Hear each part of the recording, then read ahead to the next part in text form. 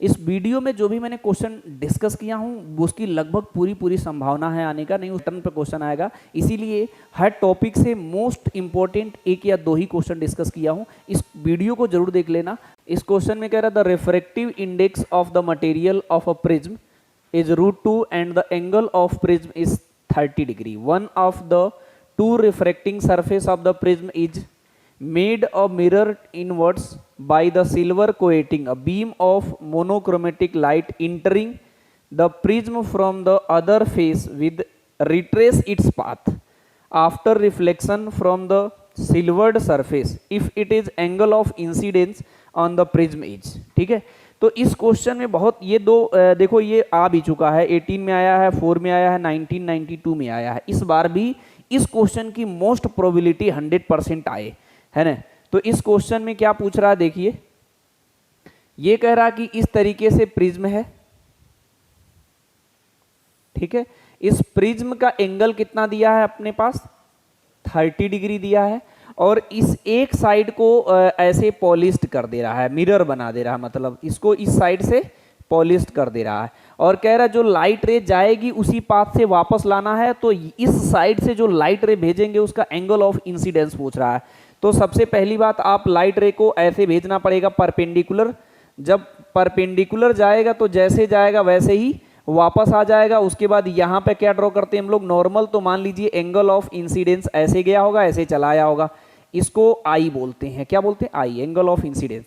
अब इसमें थोड़ी सी ज्योमेट्री लगाना है, इसीलिए कह रहा हूं कि ये क्वेश्चन आने की बिल्कुल संभावना है, ज्यादा टफ क्वेश्चन नहीं है। ये 30 है, ये एंगल अपना कितना है 30, और ये एंगल कितना है 90, तो ऐड करेंगे तो ये एंगल कितना हो जाएगा 90 प्लस 30 को 180 में से सपरेट करेंगे तो ये कितना हो जाएगा 60। अगर ये 60 हो गया, ये टोटल 90 होता है, तो ये कितना हो जाएगा 30, और इधर का रिफ्रैक्टिव इंडेक्स कितना दिया है 2, और यहाँ इधर एयर है तो इसका 1, तो 1 into sine I, 1 into sine I equal to इधर का रिफ्रैक्टिव इंडेक्स 2, और इधर एंगल कितना हो गया हमारा 30 डिग्री, तो ये हो जाएगा साइन 30 डिग्री।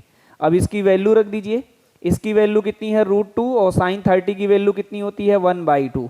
2 को क्या लिख सकते हैं √2 इंटू √2, 2 बार लिख सकते हैं, एक बार कैंसिल हो जाएगा, तो ये हो जाएगा 1/√2, और ये हो जाएगा साइन आई। तो साइन आई की वैल्यू 1/√2 किस पे होती है 45 डिग्री पे, किस पे 45 डिग्री पे होता है, तो इसका ऑप्शन हमारा बी ऑप्शन करेक्ट हो गया। इसमें देखिए मैंने इसको कैसे लगाया हूँ ये बात ध्यान रखे रहिएगा, मैंने स्नेल्स लॉ लोग ऐसे लगाते हैं, sine I upon sine R equal to N2 upon N1, ठीक है।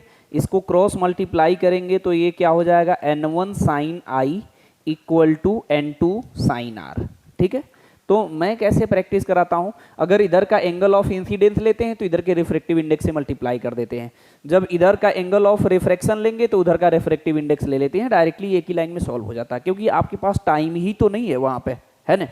नेक्स्ट क्वेश्चन देखिए, a convex lens and concave lens each having same focal length of 25 centimeter are put in the contact to form a combination of lenses. The power of diopter of the combination, है ना। तो power पूछ रहा, तो P equal to क्या होता है P1 plus P2 simply, और इसको निकालते हैं तो कितना हो जाता है 1/f1 प्लस 1/f2, इसको ऐड करेंगे तो कितना हो जाएगा हमारा, ये कॉन्वेक्स लेंस का फोकल लेंथ क्या होता है हमारा, इसका होता है पॉजिटिव, और कॉनकेव का फोकल लेंथ कैसा होता है निगेटिव, और दोनों का इक्वल है, तो 1 प्लस में 1/25 और माइनस 1/25 ऐड करेंगे तो 0 आ जाएगा, तो सिंपली इसका पावर कितना हो गया 0। इस फॉर्मूले पे भी क्वेश्चन आने का एकदम डेफिनेटली श्योर है आएगा, ठीक है। हो सकता है इसमें इक्विवेलेंट फोकल लेंथ पूछ ले या कुछ और पूछ ले, लेकिन इस पैटर्न पे एक क्वेश्चन डेफिनेटली आएगा। इसमें देखिए, a plano convex lens is made of refractive index 1.6, the radius of curvature is curved, surface is 60 centimetre, the focal length of lens. तो इसका फॉर्मूला हम लोग क्या यूज करते हैं 1/f equal to mu minus 1 bracket में 1/r1 minus 1/r2, ठीक है। इसको डायरेक्टली यही लर्न के, इसमें कोई ट्रिक बनाने की जरूरत नहीं, इसमें मैं बनाता था पहले, अब नहीं। इधर का बिल्कुल प्लेन कर दिया है तो इधर इनफाइनाइट हो जाएगा, है ना। तो 1.6 माइनस 1, और यहाँ कितना हो जाएगा 1/इनफाइनाइट माइनस, और इस वाले का रेडियस ऑफ कर्वेचर इधर साइन होता है तो निगेटिव लेते हैं तो माइनस का 60 और माइनस माइनस प्लस हो जाएगा, ये कितना हो जाएगा 0.6 इंटू 1/60। तो ये 6 से 6 कट जाएगा तो 0.1/10 आएगा, 10 से ऊपर नीचे मल्टीप्लाई कर दीजिए तो 1/100। ये किसकी वैल्यू आई है 1/f का, 1/f इक्वल टू 100 है तो f कितना आ जाएगा हमारा 100 सेंटीमीटर आ जाएगा। बहुत टफ क्वेश्चन नहीं आ रहा है, इसलिए ऐसा एनालिसिस किया हूं कि डायरेक्टली आपसे क्वेश्चन बिल्कुल टू द पॉइंट डायरेक्ट लग जाए। इस तरीके का एक क्वेश्चन डेफिनेटली आएगा, आप पेपर में देख लीजिएगा। यंग्स डबल स्लिट एक्सपेरिमेंट पे एक क्वेश्चन आएगा, हो सकता है उसका विद पूछ ले या उसमें रिलेशन पूछ ले, तो उस पर बेस्ड ऑन मैं एक क्वेश्चन करा रहा हूं, डिक्टो ऐसा ही मैच करेगा।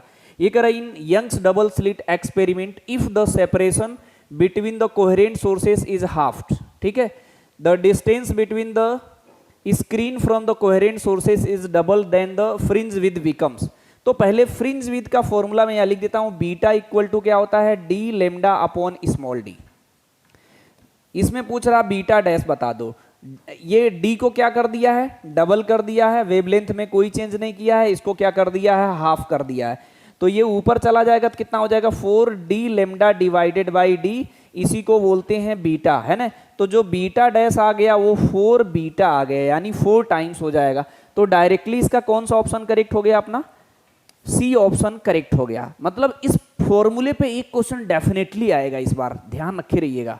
ये कह रहा है in the double slit experiment when the light of wavelength 400 nanometre was used to angular width of the first minima formed on the screen placed at 1 meter away was the found to be 0.2 degree. What will be the angular width of the first minima if the entire experiment apparatus is immersed in the water? Water का refractive index दिया है, पता है इसको पूरा बकायदा formula लगा के मतलब करने की जरूरत नहीं है। एंगुलर विद जो निकालते हैं हम लोग उसको हम थीटा से डिनोट करते हैं, और ये होता है हमारा लेमडा डिवाइडेड बाई डी। तो बताओ पूरा सेटअप अंदर ले जाएंगे तो दो स्लिट के बीच का सेपरेशन थोड़ी चेंज हो जाएगा, वो तो मेरा अरेंजमेंट है, चेंज सिर्फ वेवलेंथ होगा। तो हम आपको बता दें, ऐसे आप पढ़े होंगे साइन आई, मैं ये भी बता दे रहा हूं इसका यूज आएगा, साइन आई और साइन आर इक्वल टू पढ़े होंगे n2 upon n1, equal to पढ़े होंगे lambda 1 upon lambda 2, equal to पढ़े होंगे v1 अपॉन v2। अगर नहीं पढ़े हो तो इस फॉर्मूले को देख लीजिए, जरूरत पड़ेगा। अगर ये फर्स्ट को मैं एयर मानता हूं, ठीक है, और इसको मैं वाटर मानता हूं, तो इसके वेवलेंथ को फर्स्ट को एयर माने हैं तो इसको लेमडा ए मान लीजिएगा और इसको लेमडा डब्लू मान लीजिएगा। तो रखिए ये क्या हो जाएगा n divided by 1 lambda A divided by lambda W अगर इधर लाएंगे हम तो क्या हो जाएगा lambda A divided by n हो जाएगा। मैं फॉर्मूला बनाना सिखा रहा हूं फिलहाल, अगर ये बन जाएगा ना तो आप अगर बनाना आता हो तो इसे स्किप कर दीजिए, है ना। तो अगर मैं किसी जगह निकालूंगा तो इसकी वैल्यू कितनी हो जाएगी हमारी, अगर वाटर में निकालेंगे तो ये कितना हो जाएगा lambda A divided by n upon D, ठीक है। तो ये हो जाएगा lambda divided by A divided by D into 1 by n, यही तो एयर का एंगुलर विद था। तो थीटा जो W आएगा वो हो जाएगा theta air divided by n। Simply हम तो कह रहे हैं ये फॉर्मूला रटे रहना, ये विद के लिए भी आएगा, लीनियर विद के लिए भी और एंगुलर विद के लिए सेम, सिर्फ वेवलेंथ चेंज होगा। इसमें कुछ करना नहीं था, जिसको अगर डायरेक्टली ये फॉर्मूला पता होगा वो क्या करेगा अपना इसमें डिवाइड कर देगा। 0.2 डिग्री एयर में दिया है, इसका रिफ्रेक्टिव इंडेक्स 4/3 दिया है, इसको डिवाइड करो तो 0.2 इंटू 3 डिवाइडेड बाई 4, तो ये कट जाएगा तो ये हो जाएगा 0.1 और ये हो जाएगा 2, ये कितना हो जाएगा 0.3 डिवाइडेड बाई 2, फिर डिवाइड करेंगे 0.15 डिग्री आएगा। तो इसमें कौन सा ऑप्शन करेक्ट हो गया हमारा, ये सी ऑप्शन करेक्ट हो गया। ये फॉर्मूला पता है बनाने के लिए बताया हूं, लेकिन आप याद रखे रहिएगा कि जो वाटर में अगर सेटअप ले जाएंगे तो जो एयर में एंगुलर विद होगा उसको रिफ्रेक्टिव इंडेक्स से डिवाइड कर देंगे, डायरेक्टली सॉल्व हो जाएगा। नेक्स्ट क्वेश्चन देखिए, इस तरीके का एक क्वेश्चन आते रहते हैं, इस बार आने की पूरी संभावना है। A parallel beam of light wavelength lambda is incident normally on narrow slit, a diffraction pattern formed on the screen placed perpendicular to the direction of the incident beam at the second minimum of the diffraction pattern, the phase difference between the ray coming from the two edge slit, ठीक है।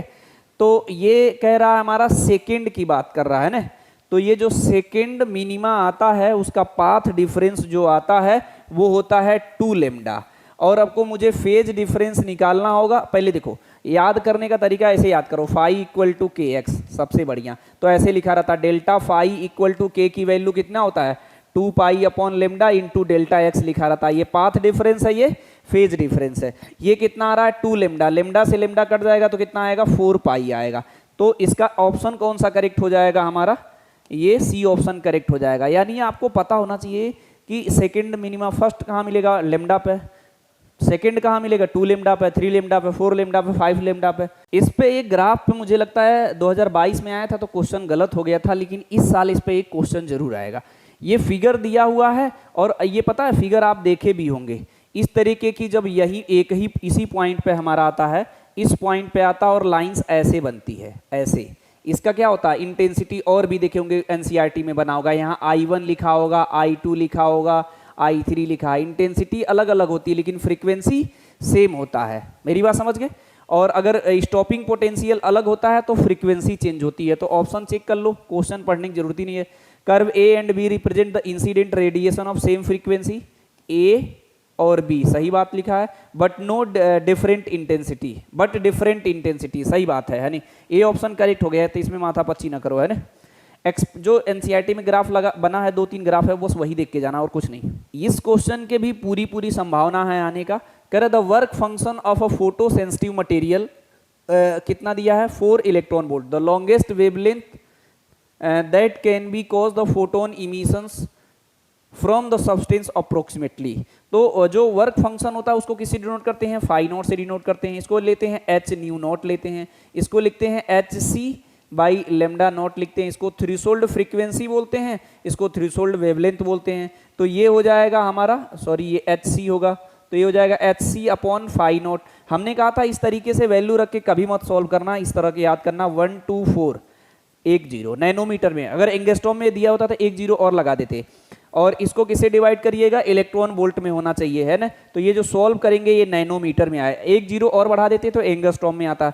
इसको divide करो तो कितना हो जाएगा 310 nanometre आ रहा है। यानी इसका कौन सा ऑप्शन करेक्ट हो गया, डी ऑप्शन करेक्ट हो गया। इस तरीके का भी एक क्वेश्चन आने की पूरी संभावना है। हो सकता है वो normally E equal to H C by lambda से सिर्फ वेवलेंथ पूछ ले, या फोटो इलेक्ट्रिक इफेक्ट का यूज करके क्वेश्चन पूछ ले, है ना।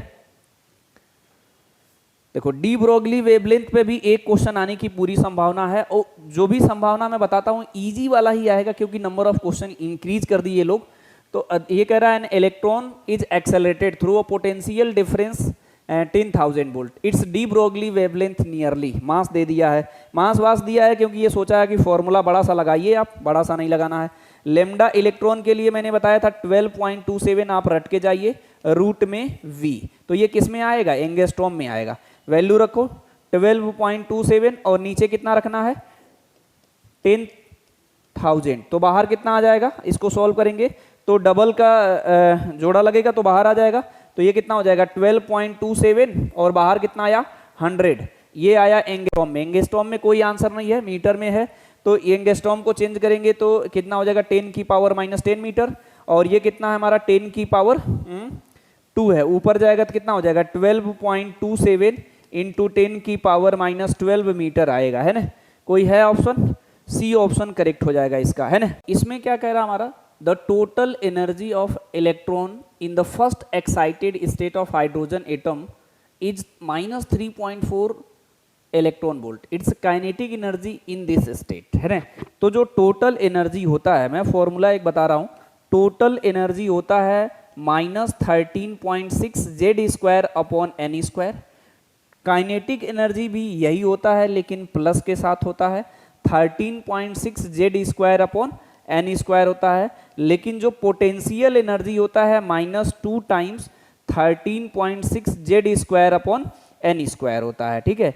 ये एन जेड की वैल्यू 1 रख दीजिएगा हाइड्रोजन के लिए। ये टोटल एनर्जी और काइनेटिक एनर्जी इक्वल होता है, बस साइन का डिफरेंस होता है, ये नेगेटिव होता है, ये पॉजिटिव होता है। तो काइनेटिक एनर्जी हमेशा और हमेशा पॉजिटिव होता है। तो जो टोटल एनर्जी -3.4 दिया है तो ये kinetic energy first option correct हो जाएगा, है ना। क्वेश्चन में क्या कह रहा है कि जेड में एक हमारा ऐड हुआ है, यहाँ बीटा -डी के है, यहाँ पर 4 सब्ट्रैक्ट हुआ है तो ये अल्फा है, यहाँ पे कोई चेंज नहीं है तो ये गामा है, यानी इसका हमारा बीटा अल्फा गामा यानी डी ऑप्शन करेक्ट है। ये क्वेश्चन रिपीट करेगा। ये रेडियो एक्टिविटी का क्वेश्चन है। इसमें हम लोग कैसे यूज करते हैं, हम लोग इस तरीके से लगाते हैं n equal to n naught 1/2 की पावर n।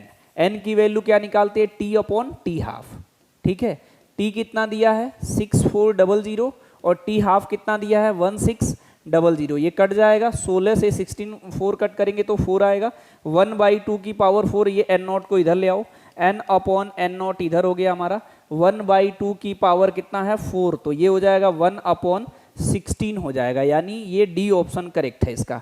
इस तरीके का भी इस फॉर्मूले पे एक क्वेश्चन जरूर आएगा। इसमें कह रहा है कि the binding energy per nucleon in deuterium and helium nuclei are 1.1 MeV and 7.0 MeV respectively when the two deuterium nuclei fuse to form a helium nucleus the energy released in the fusion is। ठीक है, तो इसमें energy, इसमें क्या रहा है हमारा कि ये कह रहा है हमारा 1H2 प्लस 1H2 फ्यूज होके क्या बन रहा है हमारा 2He4 और साथ में क्या एनर्जी रिलीज कर रहा है। इसकी बाइंडिंग एनर्जी पर न्यूक्लियन दिया है, तो बाइंडिंग एनर्जी निकालेंगे तो 2 से मल्टीप्लाई कर देंगे 1.1, इसका भी 2 इंटू 1.1 इसका भी दिया है, तो ये हो जाएगा 4 इंटू 7, तो ये कितना हो जाएगा 28। ये 2.2 टोटल ऐड करेंगे तो 4.4। तो एनर्जी कितनी रिलीज हो रही है इसको निकालेंगे तो 28 माइनस 4.4 करेंगे तो 28 4.4 यहाँ 0 ले लीजिए, 6 और 7 3 और 23.6 आएगा। तो ये कौन सा ऑप्शन करेक्ट हो गया, ए ऑप्शन करेक्ट हो गया। ये तो 100% आएगा, एनसीईआरटी में भी दे रखा है ना। एन टाइप सेमीकंडक्टर और पी टाइप सेमीकंडक्टर से भी एक क्वेश्चन आएगा। In N type semiconductor which of the following statement are true, holes are minority charge carrier. N type semiconductor में हमारा क्या होता है, इलेक्ट्रॉन मेजॉरिटी चार्ज कैरियर होता है, होल माइनॉरिटी चार्ज कैरियर होता है। एन टाइप सेमीकंडक्टर में हम लोग पेंटावेलेंट इम्प्योरिटी अडॉप्ट करते हैं और पी टाइप सेमीकंडक्टर में ट्राईवेलेंट इम्प्योरिटी अडॉप्ट करते हैं। तो holes are minority charge carrier और पेंटावेलेंट एटम आर अडॉप्ट, तो फर्स्ट ऑप्शन ही करेक्ट हो गया इसका, तो इसमें कुछ नहीं करना है, फर्स्ट ऑप्शन करेक्ट। आगे बढ़ते हैं। लॉजिक गेट से एक क्वेश्चन आएगा, लेकिन इस तरीके का डायग्राम दिया रहेगा इस बार, है ना। इसमें क्या दिया है हमारा, यहीं पे कर लेते हैं, समझ लेते हैं। ए बी और y 0 0 0 1 1 0 1 1, ठीक है। अगर इन दोनों को ओपन रखें तो करंट इधर से नहीं जाएगा, जब करंट इधर से नहीं जाएगा तो करंट इधर से जाएगा, तो एलईडी ग्लो करेगा, तो आउटपुट आएगा 1। अगर मैं 0 इसको ओपन रखें, इसको क्लोज्ड रखें, तो भी तो करंट इधर से नहीं जाएगा, तो करंट इधर से जाएगा, तो एलईडी ग्लो करेगा, आउटपुट 1 आएगा। अब इसको क्लोज्ड कर दे, इसको ओपन कर दे, तो भी करंट इधर से नहीं जाएगा, करंट इधर से जाएगा, एलईडी ग्लो करेगा, आउटपुट 1 आएगा। इन दोनों को क्लोज्ड कर दें तो करंट इधर से जाएगा, इधर से नहीं जाएगा, तो एलईडी ग्लो नहीं करेगा, तो आउटपुट 0 आएगा, है ना। इसको मैं डायरेक्टली नेंड से चेक करता हूं, है ना। आप सारे ऑप्शन चेक कर लिए। नेंड क्या होता है, ए डॉट बी का बार होता है, तो 0 इंटू 0 0 आएगा, उसका उल्टा 1, ठीक है। 0 इंटू 1 0 आएगा, उसका उल्टा 1, 1 इंटू 0 0 आएगा, उसका उल्टा 1, 1 इंटू 1 1 आएगा, उसका उल्टा 0। तो ये डी ऑप्शन करेक्ट है, नेंड गेट। ऑप्शन से ही चेक करिएगा, एग्जाम में इसका यही ट्रिक है ना। देखो भैया, ये क्वेश्चन आने की पूरी संभावना है, ठीक है। ट्रांजिस्टर स्विच की तरह कब काम करता है, इस तरीके का एनसीईआरटी में फिगर आप देखे होंगे। ये हमारा कट ऑफ रीजन होता है, ये अपना कट ऑफ रीजन होता है, ये एक्टिव रीजन होता है, और ये होता है हमारा सेचुरेशन रीजन। इसमें और इसमें ये स्विच की तरह काम करता है, इसमें एम्पलीफायर की तरह काम करता है। जब स्विच बनाना होता है तो इसको काफ़ी थिन कर देते हैं, काफ़ी थिन, तो इसका बी ऑप्शन करेक्ट है, both the reason first and second, है ना। देखो, इलेक्ट्रोमैग्नेटिक वेव की जो प्रोपोगेशन का डायरेक्शन है वो कौन बताता, ई क्रॉस बी बताता है। इसे याद करके जाइएगा, हो सकता है इस पर बेस्ड ऑन क्वेश्चन आए और आता भी है ना। तो इसका हमारा कौन सा करेक्ट हो जाएगा, बी ऑप्शन करेक्ट हो जाएगा। अब इसमें कह रहा है विच of the following electromagnetic radiation have a longest wavelength. मैंने क्या बताया था, रेडियो, मिर्ची, I love you, X ray gun, X ray gun quasi, इसको हटा दो, एक्स रे गन, है ना। Radio wave, microwave, infrared, light wave, visible raise, ultraviolet, X ray, gamma ray, cosmic रे, है ना। मैंने बताया था इधर से इधर जाता तो वेवलेंथ डिक्रीज होता, तो सबसे ज्यादा वेवलेंथ रेडियो वेव का होगा, तो डी ऑप्शन करेक्ट है, ठीक है। ये क्वेश्चन देखिए, इसमें क्या कह रहा है, in the given circuit the reading of voltmeter V1 and V2 300, यानी ये कितना दिया है 300, ये कितना दिया है 300। The reading of the voltmeter V3, तो इसकी रीडिंग पूछ रहा है, और एमीटर की रीडिंग पूछ रहा है, इसकी रीडिंग करंट और भी। तो अगर मैं इसमें सर्किट को सॉल्व करेंगे तो कैसे सॉल्व करते, V equal to under root VL minus VC का होल स्क्वायर प्लस VR का स्क्वायर। अब ये दोनों इक्वल है तो जीरो हो जाएगा, तो V इक्वल टू VR हो जाएगा, और ये कितना दिया है 220 वोल्ट दिया है, ठीक है। तो ये कितना आ गया 220 वोल्ट आ गया, और VR की वैल्यू कितनी होती है I इंटू आर, तो यहाँ से I की वैल्यू कितनी हो जाएगी 220 डिवाइडेड बाई 100, तो ये आ जाएगा 2.2 एम्पियर, यानी इसका सिंपली बी ऑप्शन करेक्ट है। LCR सर्किट पे एक क्वेश्चन जरूर आएगा। इसमें क्या किया है हमारा, ये क्वेश्चन आने की संभावना था इसलिए मैंने डिस्कस कर लेता हूँ, आपको वैसे भी पता होगा IRMS क्या होता है I0/√2, तो इसका डी ऑप्शन सिंपली करेक्ट हो गया।